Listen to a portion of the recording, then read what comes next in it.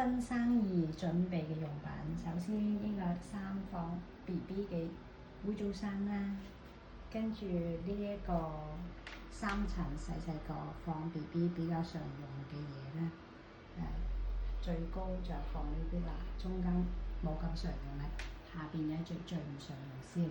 好啦，咁當然就要呢個潤尿片呢個啦，係啦。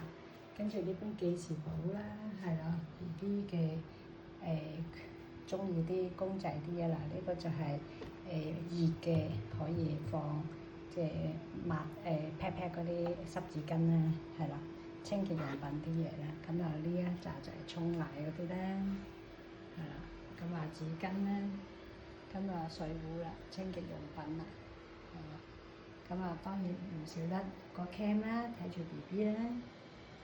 係啦，咁然之後咧，呢個櫃咧，呢個櫃裏邊咧都有 BB 擺放啲嘢，我哋打開睇睇。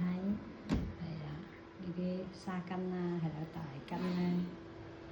然之後呢啲就係 BB 啲包被啦，呢啲濕乾棉花，係啦。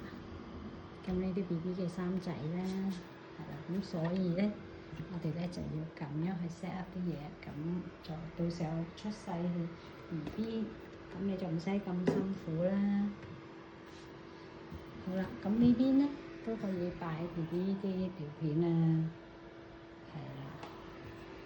然之後就會呢啲都係擺 BB 嗰啲嘅即棄嘅棉嗰個隔尿墊咁樣啦。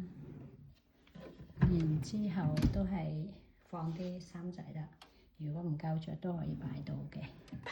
咁當然要睇下你屋企啲位置夠唔夠擺啦。好啦，當然咧唔少得呢個垃圾桶。咁呢個架都係可以多用途擺放嘅。咁最緊要床啦，係啦，床啦，床裏邊咧當然就最好咧，因為咁大咧 BB 咧就會覺得太闊啦。